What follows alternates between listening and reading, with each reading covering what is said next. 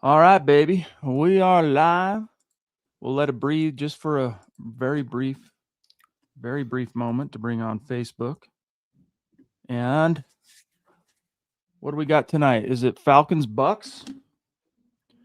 Falcons Bucks, I think. And we're good. Welcome in, everybody. It's the Mile High Huddle podcast. I'm your host, Chad Jensen. With me, my fellow football priest. You know him, you love him, Zack Kelberman. Zack, today the Broncos waived Marcedes Lewis, the tight end, who they signed to the 53 right before the Raiders game.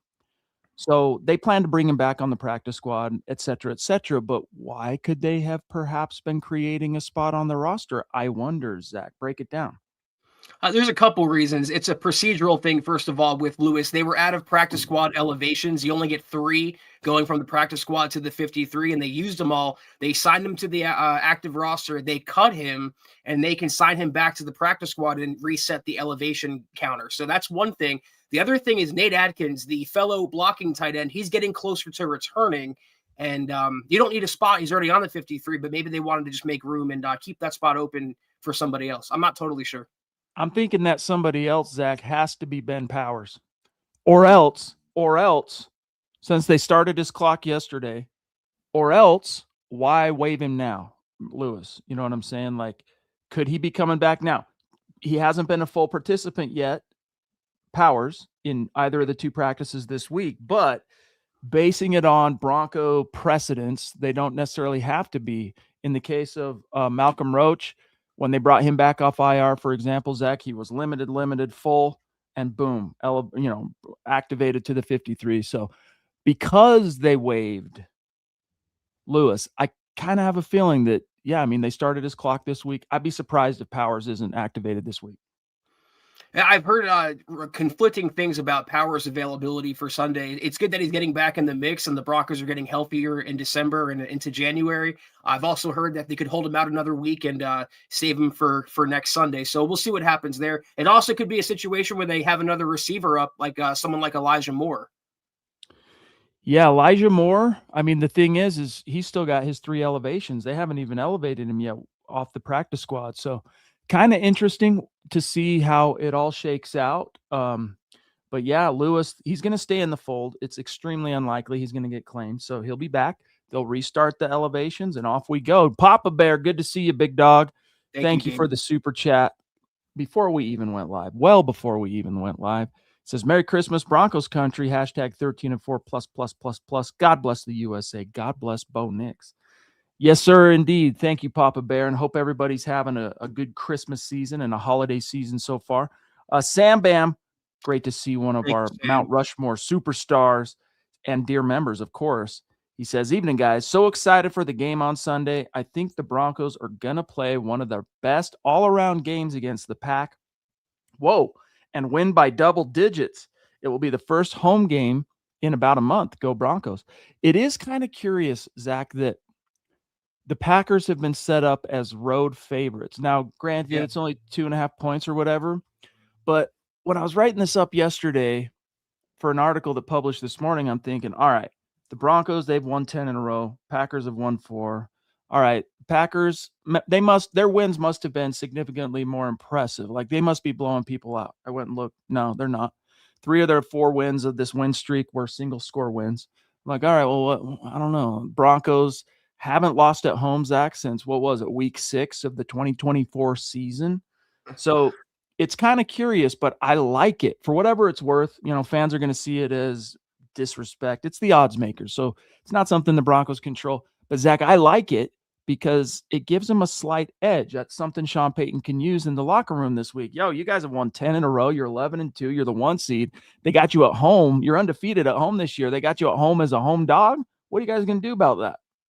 Yeah, I take it both ways. It is disrespectful considering the Packers are not some juggernaut. They lost to the Panthers and the Browns this season.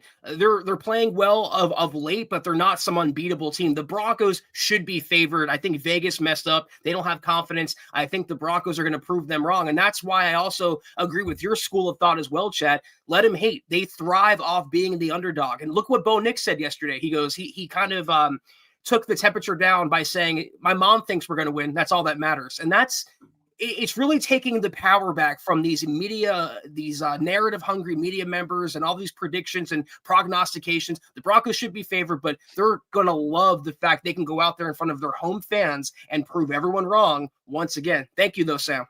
It would be awesome, Sam, if they blow them out, but with the past being the best predictor of the future, I'm guessing it comes down to the final. Whoever has the ball last, Zeus McPeak in the house. Good to see you, big dog. Hope you're doing well. Always a pleasure to have Zeus, the first face, etched on the MHH Mount Rushmore in the hizzy. Says, hi, all. Looking forward to the big game on Sunday. Got lucky and scored tickets. 7 rows behind the Broncos bench. Let's go, Broncos. Dude, that's going to be epic. Congrats to you on that, man. Yeah, it's going to have like a playoff atmosphere because neither team is wanting to interrupt their winning streak, and both teams are vying for either divisional supremacy, Zach, or conference seeding. Yeah, RIP to your voice, Stu. I know that we went to the Giants game for the meet and greet, and I had no voice for about a week because it was so crazy. And I have a feeling that you're going to see an epic game as well on Sunday. And make sure you bring home a big victory for us. But we appreciate the super and your support as always, my brother. Yeah, dude, so good to see you. Hey, you picked a great game, let alone a game to get some sweet, sweet seats. So good for you, big dog. And thank you for the support, brother. We also have David Youngkin. Sorry, Scott. Checking in, a dear member. Hope you're doing well, David. He says, tell me if I'm wrong, but the Broncos were underdogs in the Chiefs and Texans and Eagles. I think the Cowboys game, look what happened to them. Yeah, I mean, I think the Raiders, pick a game, Zach, that they have not been the underdog besides maybe the Raiders games. I think are the only two they've been favored in recent, the last little bit. I like it that they're not favored. I'm telling you, I like it because it adds that intangible edge that a good coach like Sean Payton, weaned in the school of, Bill Parcells football psychology, can use to his team's advantage.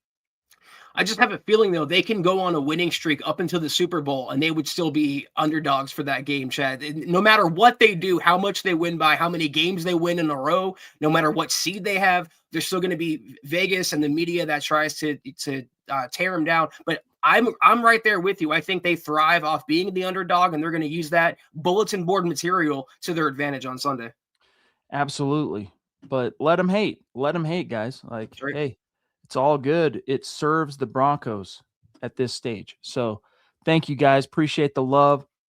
We have a lot more to get to, including we're going to talk about the situation here with Pat Bryant and his injury, what it means moving forward. But first, guys, look, amid such a wild season, we all know how much the ups and downs have taken a toll on everybody mentally. But in all seriousness, taking care of your mental health shouldn't be harder than taking care of your physical health. If you pull a muscle or you're suddenly, your back starts aching, you're going to go see a doctor. But when it comes to finding the right therapist, suddenly it's frustrating. You're dealing with long waiting lists. You got to confront huge out-of-pocket costs. And any one of those factors that can stop people from getting the help they need. That's right, and that's where Rula comes in. Rula makes it simple, affordable, and fast. They work with most major insurance plans, and the average session copay is just $15. $15. That's basically the cost of lunch, but instead of a sandwich, you're investing in your own headspace. And guys, with Rula, you're not just matched with a therapist and left to figure it out. They check in. They make sure you're actually making progress, and every therapist on the platform is licensed, vetted, and picked for their expertise. So you're talking to someone legit, not just whoever happens to be available at the time. Yeah, getting started cannot be easier. You answer a few quick questions about what matters to you, and Rula connects you with in-network providers who actually fit your needs. You pick the time, and you could be talking to a therapist as soon as the next day. No weeks of waiting, no endless back and forth. Bottom line, if you've been putting this off, Rula takes away the excuses. Simple, affordable, and actually built to help you get better. Thousands of guys have already used Rula to finally get the care they needed. Don't keep putting it off, guys. Go to rula.com/milehigh and get started today. That's RULA.com/milehigh. Take the first step, get connected, and take control of your mental health. All right, Zach, back to the conversations today. So Pat Bryant with a hamstring Now, he was on the injury report last week, but he played. DNP yesterday, DNP today. What's the latest on him for fans who might not be monitoring the wire? Yeah, I mean, you said it best yourself. He was limited with that hamstring, and those are extremely tricky for any player, but especially for wide receivers. And if you don't give the player enough time to rest and rehab it, you could aggravate it and make him out longer. So I think the Broncos are going to be holding out Pat Bryant in this game unless he has some miracle turnaround and gets a full practice in tomorrow. And you'll more than likely see Elijah Moore, who they signed recently, up for the game on Sunday against the Packers. And you know what I'd like to see? I would hope that if Bryant is absent or even limited in this particular game, I actually hope it means that Marvin Mims is more involved in the game plan, because it's not like Zach, he's not been out there running routes. Marvin Mims Jr., he has. I mean, we can take a look at the snap counts if necessary, but the ball, the focus of the scheme is just not really involving him much. So maybe that would be the silver lining. Maybe it's possible here, Zach, that this could open the door a little bit for Marvin Mims to get his beak wet, because it's been a long time since he made a big play on offense. Huge on special teams, especially since he's returned from that concussion, Zach. But I'd love to see that impact on offense as well. We say the Broncos having so many mouths to feed on offense is a good problem to have. Well, here's why it's good, because when one of those mouths is unavailable, you still have others that can step up and shoulder the burden. So maybe if Pat Bryant goes out, like you said, you have Marvin Mims that can step up. Maybe Evan Ingram has another breakout game like a couple weeks ago. Maybe because they're losing a possession guy in Bryant, they'll target Courtland Sutton more and make him the dominant target on Sunday, but they have different ways they can scheme around it. It's not that big of a loss if he does sit out against Green Bay. So just for craps and gigs here, Courtland Sutton was on the field against the Raiders. This is just 1 week, but for 48 snaps, which was 65% of the snaps. Pat Bryant was on for 35 snaps. That's 47%. I'm looking for Franklin, whose snaps have dwindled a little bit. Bryant has kind of become the number two, believe it or not, guys. Yep. Franklin saw 19 snaps, 26%. Mims had 1 snap more than Troy Franklin, but Zach, the ball's just not finding him for whatever reason. Bo Nix this season doesn't have that chemistry established. I don't think it's necessarily a lack of trust, although the implication is that, if the chemistry is not there, the trust isn't there. But hey, here's to hoping Pat Bryant can bounce back and be available. But regardless, whether he's on the field or not, I want to see me some more Marvin Mims in this offense. It's been too long. I mean, think about it, Zach. The last 2 games of the 2024 season, he finishes with back-to-back touchdowns, or back-to-back games with double touchdowns, right? 2 touchdowns in week 17, week 18.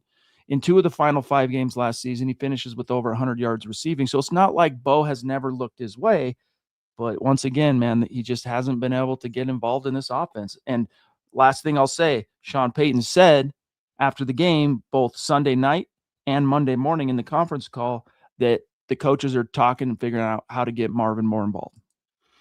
Yeah, I see String Guy in the comments making a good point that they will miss Bryant's hands on 3rd down because they don't really have anyone that's trustworthy except for Pat Bryant. Maybe Courtland Sutton, but he's been prone to drops. Obviously, Troy Franklin has as well. Pretty much every receiver, including Evan Ingram at tight end. Maybe they double down the other way and they employ a run-heavy game plan to keep the clock moving, keep Jordan Love and that offense on the sideline, and mitigate the loss of Pat Bryant. So it could be a big game for RJ Harvey potentially, workload-wise. No doubt. No doubt. Some quick hellos here to the members. I want to give some shouts here. We got Pearl in the house. I sure hope I'm working Sunday, but I hope the scores will be announced on the loudspeaker. Well, we'll try and keep you informed too. I don't know. I know you have well, don't you? Yeah, you have a Twitter account. Just keep it with MHH and we'll totally keep you involved in what's going on. Roger jumping in to say, I hear Jacobs' knee is an issue and he may not play. Zach, Josh Jacobs, 2 games in a row has been a DNP in practice. What are you hearing on his week 15 outlook? I'm pretty sure Jacobs missed a game and then came back and then he re-aggravated the injury. I think it's stemming from a couple weeks ago, but he was a DNP today. And Matt LaFleur, the Packers coach, was hopeful and optimistic that maybe Jacobs could return to practice tomorrow and play Sunday. But regardless, they have a capable backup in Emmanuel Wilson that will get you. So it's going to be a drop-off, but they also have a capable backup. But when you think of Jacobs' history, when he was with the Raiders as a Broncos killer, they could be getting away with a big one on Sunday. Yeah, man, he was a big part of that stretch of Raider dominance over the Broncos that lasted about half as long as the Chiefs' winning streak. Most of that, though, was the Chucky era. And then I'm trying to remember, Zach, if Jacobs played, if he was gone before McDaniels or if he played with on any of those McDaniels teams. I don't recall, but actually, I think he was gone. Anyway, doesn't matter, but he has been traditionally, obviously, a Bronco killer. So we'll monitor that one. Tucson Phil, good to see you, buddy, on Facebook. Says, good evening, Chad, Zach, and Deacon Scott. I read a new uniform was revealed. Any idea what it looks like? Also excited to see Elway, the Elway doc on Netflix, #Buckham. Zach, what have you heard about the uniform thing? It's maybe a little embarrassing, but I haven't heard much. This would be news to me. I am excited about the Elway doc, though. I can tell you that, Phil. Yeah, let me see. I'm not sure what he's talking about either because we'll get back to you on that, Phil. We'll see if there's anything there with the new uniform side of things. But yes, the Elway doc, I've watched the trailer now like 3 times, and all 3 times, man, I get the little bit of goosebumps at certain points. And it looks amazing. December 22nd, I want to say, is when it premieres on Netflix. So yeah, that's going to be a goodie. I know, you and I don't see eye to eye on many movies and TV shows and such, but I'm a big documentary guy. I thought the Jerry Jones documentary was amazing. The Aaron Hernandez documentary, the Vince McMahon one. I know the Elway one is going to be the most epic yet. I cannot wait for that. I'm trying to see. Look, that's old news. I'm not seeing anything, Phil, but we'll keep an eye out for the uniform thing. We got here. Where'd he go? I had Pro 16 shout out. Here he is. He's saying, I'm just glad we have Bo, and I think everyone will see how clutch he is in this game come the fourth quarter.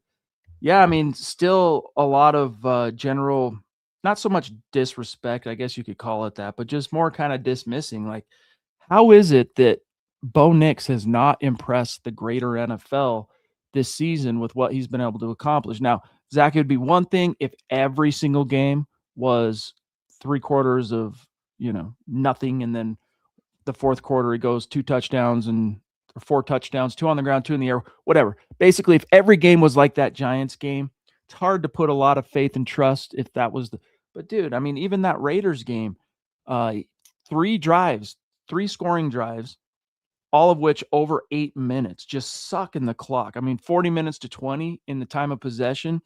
And it wasn't Bo Nix's fault, by the way, that went from a 17-point margin in the fourth quarter to what it finished at 7, right? The Broncos allowing those points, or was it maybe not 17? Either way, it was the defense getting into trouble, penalties, the field goal, Zach, to satisfy the spread, all that stuff that pissed off a lot of people, by the way. A lot of people lost money on that. That was a very weird ending to that game for sure. I don't know the motive for it, but it was definitely weird. But Pro, we like to say around here that if Bo Nix could walk on water, the critics would say it's because he couldn't swim. So no matter what he does, he can win a Super Bowl, he could be the Super Bowl MVP, and he would still get crap for it. We talked about it last week. A lot of it stems from these people, the narratives they had about him, the takes they had about him coming out of the draft and his first season in the NFL. They don't want to back down from that. They don't want to admit they're wrong no matter what Bo does, but we don't really care because the Broncos just keep winning football games. Exactly. Good to see you, Pro 16. Hope you're doing well. Let's see. Sue Gibson, a dear member, says, even though the Pats and the Broncos have the same record, they've done nothing but talk about how great the Pats and Drake May are all week.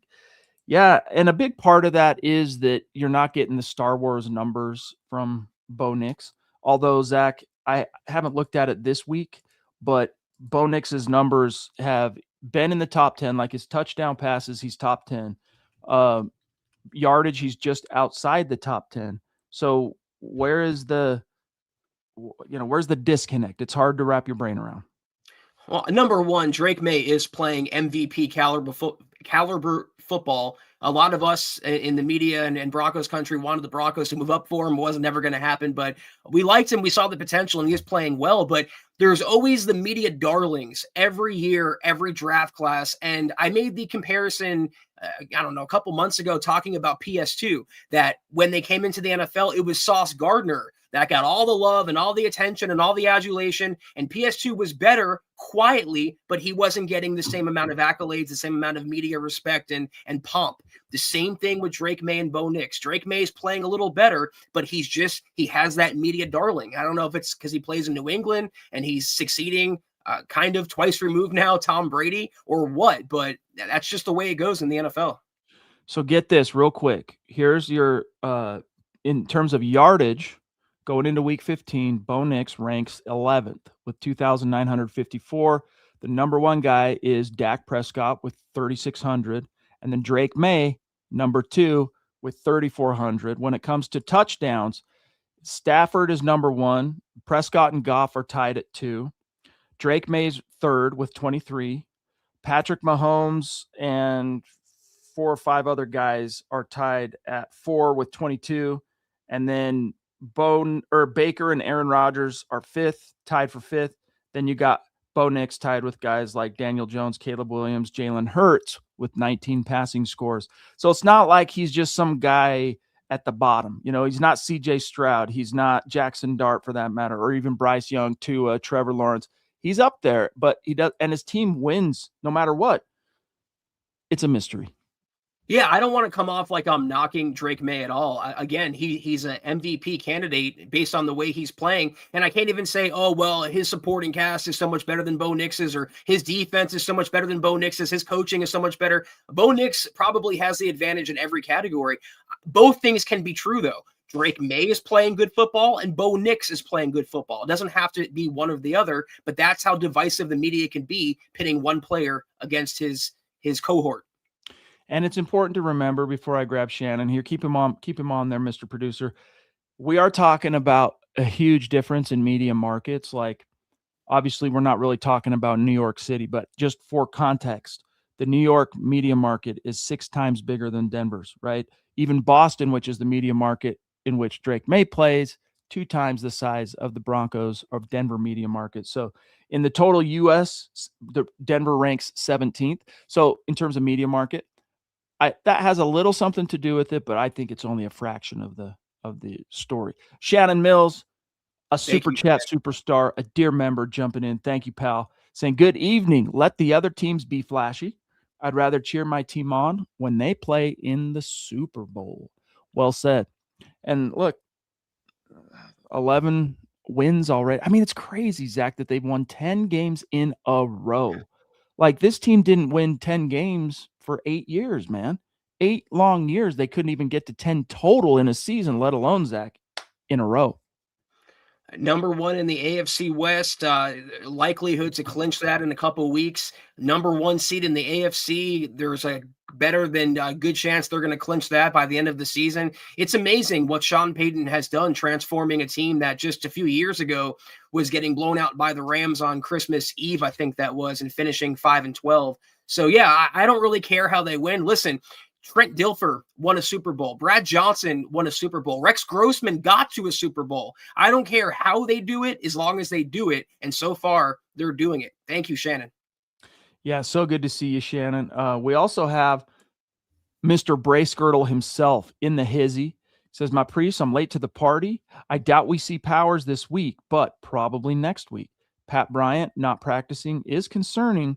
I'm hoping he plays. Jacobs being banged up is encouraging. He's undefeated against Denver. I'm telling you right now, guys, like, who else could they be making a spot on the 53 for? Why did you waive Lewis now? You didn't have to. Why did you waive him at this very moment in time? You did not have to do that, because Zach, as you mentioned, Adkins, it's looking like he's going to be back this week, but he's already on the roster. Right. The only guy on IR with whom they've started the clock is Ben Powers. So unless they're planning on signing somebody this week, why wouldn't you just status quo? Like, if Powers isn't coming back this week, you're not bothering with the waiving of Marcedes Lewis till next week, Monday, Tuesday, whatever it is. I'll be surprised. I know the reporting's uncertain. He's been limited both days, but I will be surprised if Powers isn't activated for this game. Like, whether that means he starts or not, if they're going to ease him back in with the bicep, because remember, he's coming off a torn bicep. We'll see, but they activated him and waived a guy. These are kind of corresponding moves in my book, and I don't see anything else out there that could perhaps offset it other than Powers.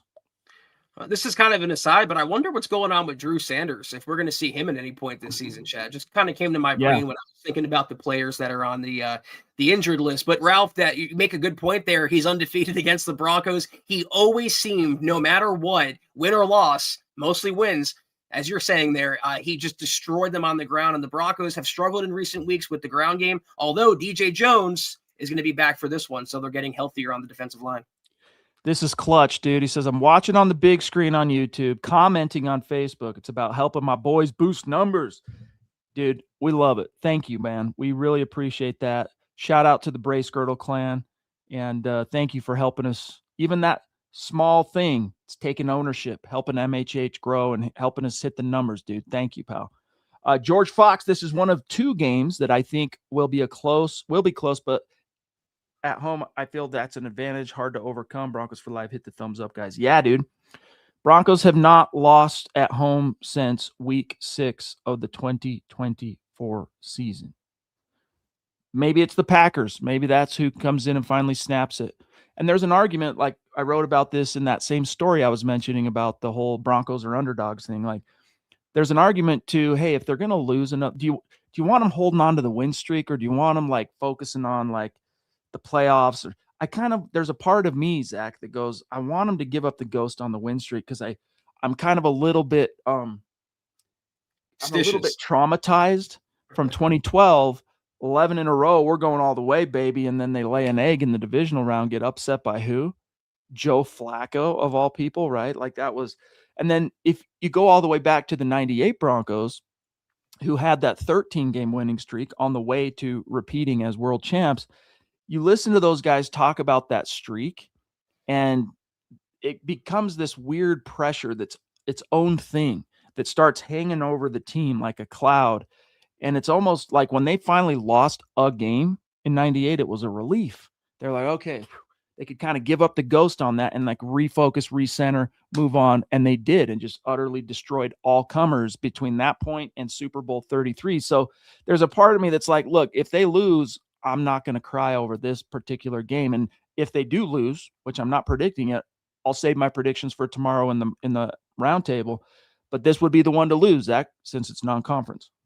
When you were saying that, I was thinking it struck me as like akin to when you're watching a baseball, like a pitcher who has a perfect game going into the later innings. And if you notice, everyone leaves him alone. No one talks to him. No one interacts with him. Everyone's kind of tight and tense, and everyone realizes the gravity of the moment. And you don't want to be focusing on that, like Chad was talking about. I agree. I'd rather them focus their energy on the playoffs. And if they happen to lose, okay, well, the streak is over. They have that monkey off their back now. They have that pressure off their back. They can correct what needs corrected and go into the playoffs forming a new winning streak. So I'm right there with you with that train of thought, Chad.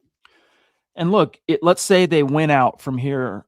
Okay, cool. Like, how much will it end up serving them? We won't know in terms of the playoffs, but they've been in some very playoff-like situations this season. Like, I think that's all going to add up. We've talked about the callus and all that. But, Zach, this is still an unproven team in the playoffs, right? It's a whole different animal. It's a whole different ball of wax when you get to the playoffs, because people are fighting for their lives every game. The intensity level is ratcheted up, the scrutiny, the stakes, everything is so much higher.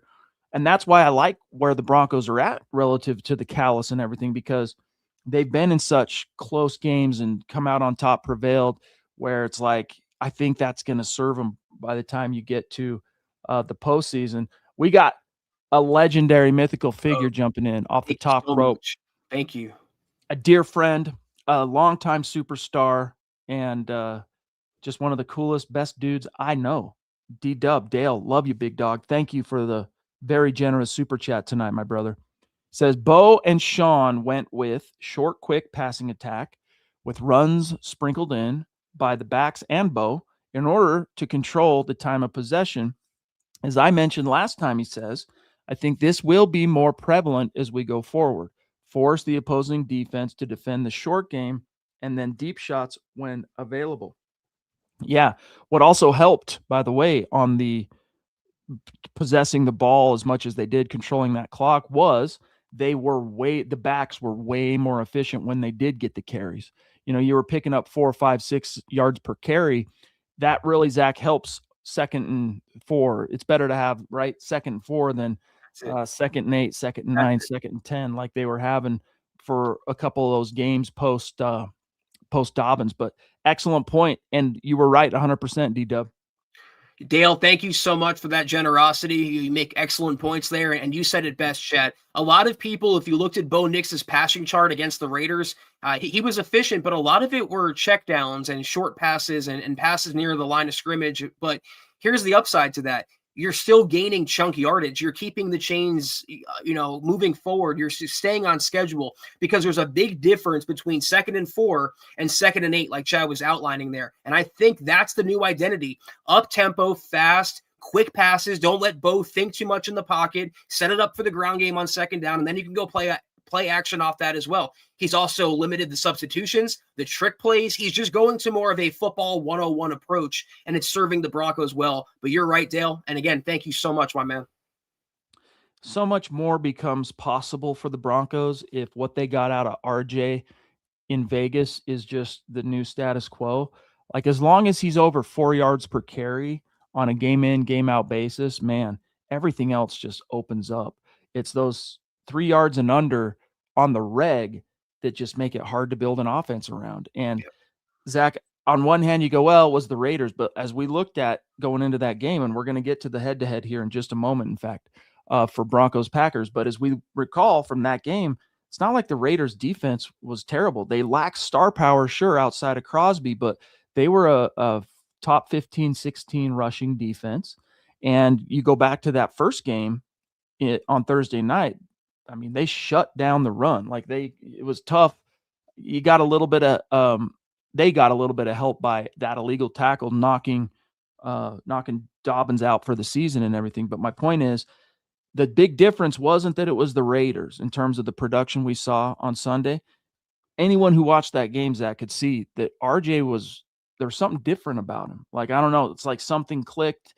That intensity, the wiggle, the breaking of the tackles, the vision, all the stuff was just lining up.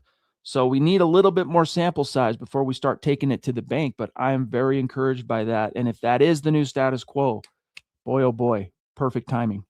We all forget that the Broncos are starting a third string tackle at left guard with Palcha, and he's doing excellent. Don't get me wrong, but it's still a work in progress configuring the offensive line and the running game. And that was a problem even with Powers going back to the preseason. So my point in saying that is, I don't care about the opponent. If the Broncos can average 4 yards a carry against a JV team, I'd be happy, Chad, let alone a divisional opponent who wanted nothing more in that game than to defeat the Broncos in front of their home fans. So like you said, if they can average north of 4, that's kind of the recipe for success. We've been wondering what their identity is all season long. Quick passes and averaging plus 4 yards a carry with RJ Harvey. There it is. Love it. Thank you, D-Dub. Excellent football points as always, my brother. Really good to see you.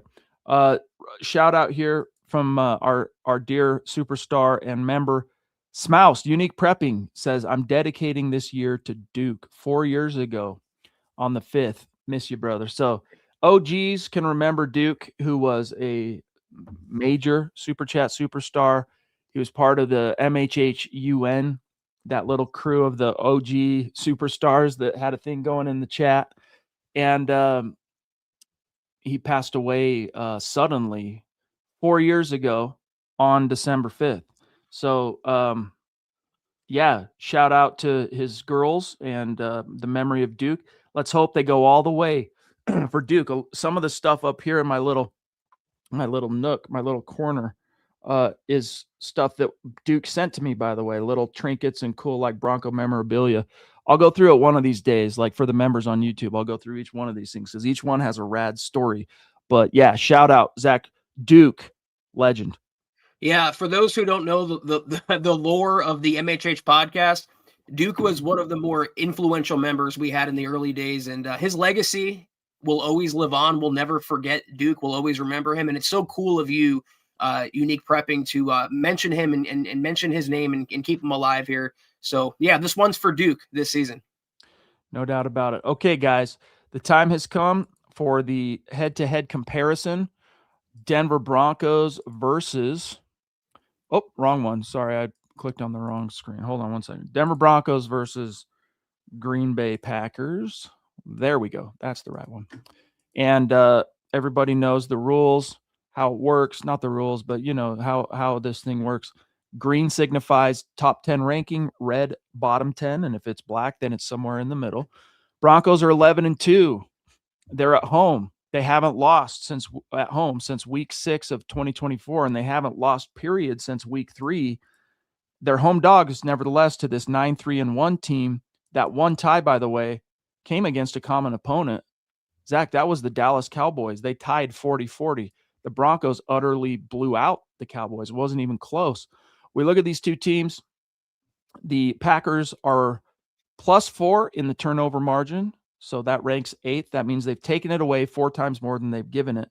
And the Broncos still barely in the negative. They're not turning it over much at all. As you will see here in the numbers, it's just they're not taking it away. So they've kind of remained in this little bit of a no man's land of the turnover margin. Time of possession, though, the Broncos last week helped them out a lot in the average. I mean, it was such a huge uptick that they jumped several spots here in time of possession to being just barely outside the top 10, whereas the Packers are middle of the pack. Now we look at these two offenses, and we'll start with the Packers here, Zach, and then I'll serve it over to you for some observations. 13th in yards. Guess who's better in yards? That might surprise people. The Broncos. Now we're only talking, less than 2-yard difference, but it is what it is. Yards per play, though, here's where you see a big difference. The Packers are ranked 8th, the Broncos 15th. Points, the Packers are 10th, averaging 25 a game. Broncos are tied for 14th, averaging 24, we'll call it. And then rushing, this is nothing to really write home about. 19th offense in rushing. Passing, just outside the top 10, but still nothing that's like blowing your mind. It's kind of crazy to see here, Zach, that 3 yards separates the two in the passing aspect here. And then here's where we start getting to some distinguishing factors, though. They only have 4 interceptions this season. Bo's thrown 9. All right. So 4th is tied for the fewest in the NFL. They only have 4 fumbles lost, tied for the 5th fewest. Same with the Broncos. So total giveaways, they only have 8, which is tied for the fewest, whereas the Broncos have 13, which is also a low number. Then you get to sacks, Zach. They're pretty close. Only 1 sack separates these two teams, but the Broncos still first place tied. But look at this, and now I'm serving it over to you. This is where they really separate from the pack, Zach. They move the ball on 3rd down, and when they're in the red area, they score. What I was going to say earlier, and as we'll see illustrated here, these two teams match up really well. There's a lot of similarities in terms of how efficient they are on offense and defense. I think on offense, the Packers are a little more, though. And as you can see, 12th in passing with Jordan Love, 19th with Josh Jacobs. As good as he is, the passing game with Love and all the receivers they have, and they lost a tight end, but they have a good backup in Luke Musgrave. That's where their bread is buttered. And when they get down to the red area, they score on 3rd down. They convert they move the chains. So they meet first overall. They meet a Broncos defense that's also first overall in the same categories. That's why I feel like they're kind of bread and butter here. It's the unstoppable force meeting the immovable object, as we're going to see here in just a moment. But we turn to the defense, keeping it on the Packers side. They're 5th in yards. They're 6th in scoring. They are 9th against the run, 7th against the pass. But kind of like the Broncos, they've struggled in the turnover department. They do have 2 more total than Denver, but that's kind of been a struggle for them defensively this year as well. They only have 33 only, I should say, in comparison to Denver's 55. 33 for what it's worth. That's barely outside the top 10. So they can get after the passer. They have Micah Parsons. 3rd down, though, middle of the pack, red zone, middle of the pack defense. Whereas the Broncos, they're 3rd in yards. They are 4th in points. They're 2nd in rushing, 10th in passing. We just went over the takeaway numbers, but first in sacks, and here comes the proverbial uh, unstoppable force versus immovable object. As we mentioned up here, look, Packers first on third down offensively, second in the red zone, going against the number one defense on third down, Zach, and the red zone. Like you said, unstoppable force, immovable object, and the Packers with the Micah Parsons trade, it's starting to kind of reap the benefits now. He's doing his thing out there in Green Bay, and they have a lot of other players in the front seven and the secondary that can hurt Bo Nix and the offense if they're not careful. But I'm still surprised, Chad, by the lack of takeaways. I know we talked about it, but seeing the Broncos 27th in fumble recoveries and takeaways is pretty crazy. Especially with the amount of chaos that pass rush does cause. You would think, Exactly. Zach, Yep. it would lead to more opportunities. But again, not to make light of it, you guys have heard me say it before, but Talanoa Hufanga's dropped 10 interceptions alone. Like literally, dude. So according to Trickle, who's charted, he says so, and I believe him. Special teams here. Let's see. Punt return. Broncos moving back up into the top 5. Thank you, Marvin Mims. Middle of the pack on punting, but they are third, Zach, in gross, 7th in net.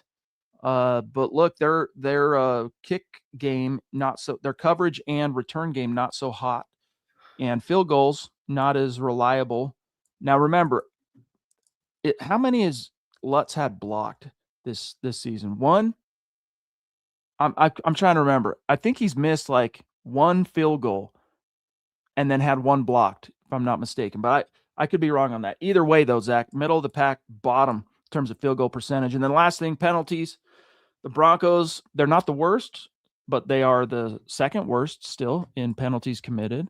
And yes, top 5 still, Zach, in the opponent penalty department, whereas the Packers are pretty middle of the pack. In fact, close to the bottom 10 in terms of lowest number of penalties, and their opponents don't get called all nearly as often as the Broncos, as you can see here. I just don't see how it's even possible for you to average 5.6 yards a punt return. It's why even have a returner back there? Why even return it at all? Just call fair catch every game. But it's still, we talk about the penalties every week, Chad. They're averaging way, way too many per game. I don't have my calculator on me, so I can't tell you the math. But what I can tell you is that number has to come up drastically going into the postseason. And just real quick before we come off of this here, let's just take a look at some of the stats. I want to get up into, let's see. So the Cooper's their leading tackler. Singleton is back in the triple digits where he belongs. Parsons and Benito, Zach, lead their respective teams in sacks, both with 12.5. And look at that. Gary ranks second on the Packers with 7.5, and Coop also second with 7.5. Then we look at interceptions. I mean, they have a guy that has 3, Williams. The backup rush linebacker, Zach, leads the team. But then again, Barron would have 3, if not for 2 penalties that wiped a pick 6 and then another pick of his off the board. So there's that. And then we look at receiving yards. All right. So pretty close, but Sutton's got a couple hundred over their leader. And then rushing, if Dobbins doesn't go down, he's probably over dang near to 1,000 right now, if not maybe even over. Like he was on his way to his first career 1,000-yard season. But Harvey's been picking up some steam. Good to see. And then you look at the passing yardage here, Zach, between these two quarterbacks, we'll call it, 80 yards separates them is all. So there you have it. Yeah, Christian Watson, among the players that you just looked at, he's the one to worry about. He's been getting going the last couple of weeks, and he has the deep speed. Tucker Kraft, who was mentioned as a receiving leader, he's not going to play. He's injured. So Christian Watson, they have Romeo Dobbs, and they have some other receivers, but that's the deep threat, and they're going to have to shut him down, well, maybe with PS2. No doubt. Let's see here. So let's see what some of the members are saying. Pro 16, I'm calling it now. 2 interceptions and 5 sacks for Mr. Love. I'm trying to remember what the how he did in, was it week 7, 2023, when Jordan Love went up against Vance Joseph's defense. Remember, the Broncos won that game. That was the last year of the Russ era, the first year of Sean Payton. And it was right before Love kind of turned a corner and became what he is now and the way he's viewed today. Like second half of that season, Zach, is when Jordan Love, took the NFL by storm. And so it's almost like he's a different quarterback than the quarterback he was when they faced him way back then. But I guess there hasn't been that much water under the bridge. So we'll see. I can't remember if it was last year or the year before, but Jordan Love is the owner of one of the worst interceptions you will ever see. And he was being hit and pressured on that play. If you look it up after this podcast, my point in saying that is, like any quarterback, if you pressure him enough, he will crack. I don't know about 2 picks for a team that can't get any picks at all, but I do see a handful of sacks and a lot of pressure on, as you say, Mr. Love on Sunday. So for what it's worth, I just took a quick look at that box score from 2023, and Jordan Love went 21 of 31, 180 yards, 2 touchdowns, 1 pick, 0 sacks. He wasn't sacked. That was also about the time, if memory serves, Zach, that Benito became a starter because of Barron's injury. Right. And then, they ended up trading. So Jordan Love might not be that same guy that he was. He's probably a better quarterback now just by virtue of his experience. But Nick Benito's different. Jonathan Cooper's different. Even Zach Allen, all those guys have come a long way. And the guys they faced even in those joint practices, Zach, not this past summer, but the summer before, I mean, you didn't have Hufanga, you didn't have Greenlaw there. So some different players in this particular matchup. It's going to be interesting. I think they're definitely going to get Jordan Love to the ground a few times. They may pick him off, but I think the pressure is going to be productive on Sunday because this Broncos defense, I think, got a lot better depth-wise, even their backups too, than the last time they faced off.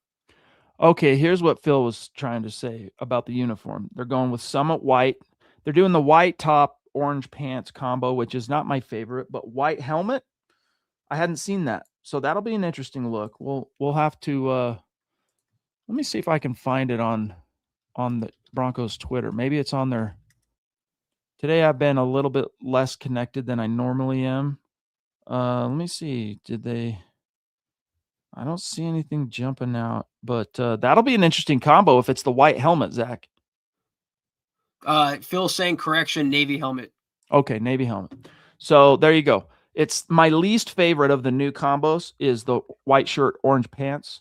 But, who cares? Go out and play football and win. But his question was Lewis waived because Adkins is coming off IR? No, that's the thing that has been kind of the head scratcher with the Adkins injury is he's missed. Well, his last game, he got hurt so he missed some time early, came back, got hurt in that Cowboys game, hasn't played since. So week 9, 10, 11, bye, 13, 14. He's missed 5 games. That's why it's the questionable. Why wasn't he put on IR? The only explanation being that there was an unforeseen setback somewhere along the way where they were too far in to do it now. They're like, he might be 1 or 2 games farther out than we expected, but to put him on IR now would screw up the plan. So, but he's been on the 53 this whole time. Yeah, that was giving me Dre Greenlaw PTSD flashback vibes. I don't know what's going on with Adkins, but like you said, he should have been on IR to begin with if he was going to be out for 5 games. They don't have to make a roster spot because he's already on the active roster. So we'll see how they fill that opening. David, really sorry to hear about this, buddy. Take care of yourself, man, especially this time of year. He says that might be his last communication for the next month, maybe more. Bad confusion, temperature won't go down, septicemia really bad.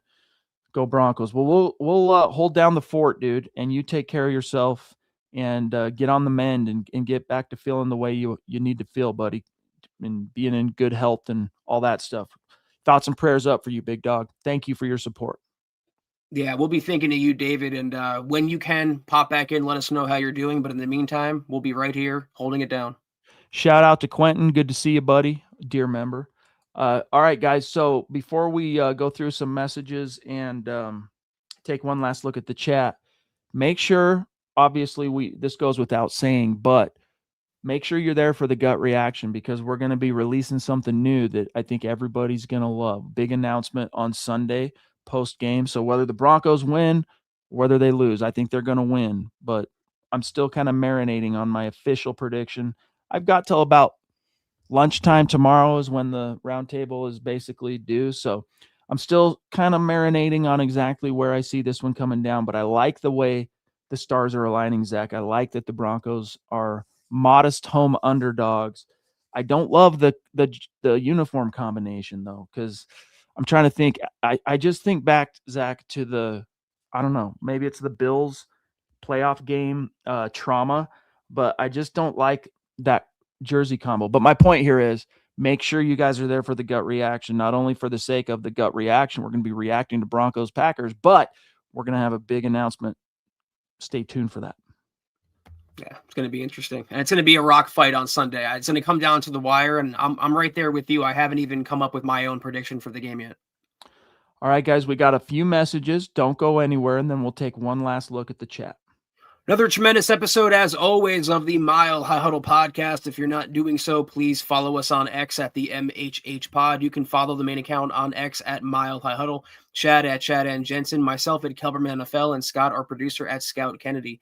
If you guys haven't done so yet and want some merch like you see us rocking each and every single podcast, check out MHHmerch.com and get you some. If you haven't done so yet, please drop us a like at Facebook.com/Mile High Huddle Pod. You can find us on Instagram at Mile_High_Huddle. If you're listening on Spotify or Apple Podcasts, make sure you're leaving your football priest a 5-star review for a chance to win some merch each and every single month. But if anything, y'all, please, please, please, as always, you know the drill. Subscribe, like, and share this video and every video you see on the MHH channel. It really helps us grow and reach more Broncos fans just like you. In case you missed it, guys, it was Marcedes Lewis who the Broncos waived today, but they do plan to bring him back on the practice squad. And as Zach mentioned at the top of the show, this was all kind of part of the plan. They wanted to be able to reset his clock, so to speak, his elevations. And so that'll happen so long as he passes through waivers. But we got D-Dub jumping in again, Thank brother. you, Dale. Thank you, man. Top rope from paradise, as you can see in his profile pic. He lives in a beautiful, beautiful place. He says, on checking down a lot, people might want to study the career of Tom Brady. Check down king of all time. We know he can go deep. It's strategy. If Bo gets the play on time and comes to the line relaxed, he makes quick, good decisions.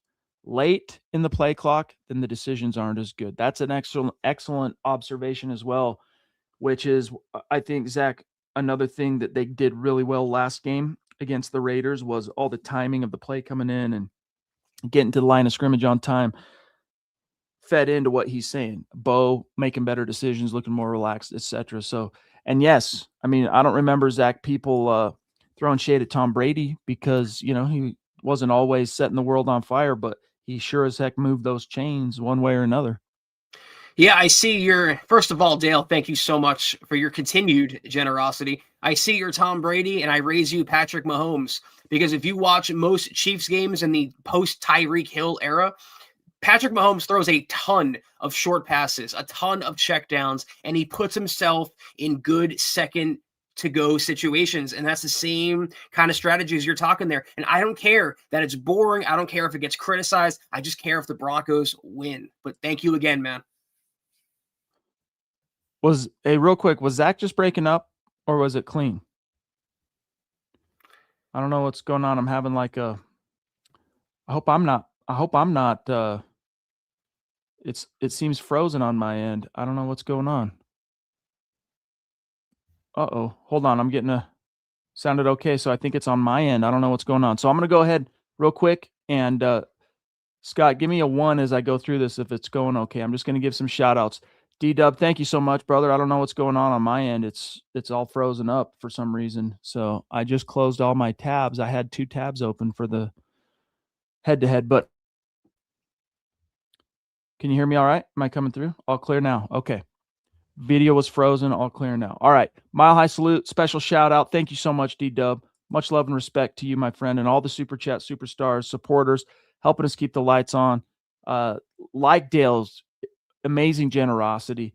Papa Bear, Sam Bam, Zeus McPeak. If it'll click. Now it's not one to click. Okay, there we go. David Yunkin, Tucson Phil. I'm just going to name the names because StreamYard's being weird. Shannon Mills, George Fox, Ralph, D-Dub, Again, Tucson, Phil, all you guys, thank you so much. Love you.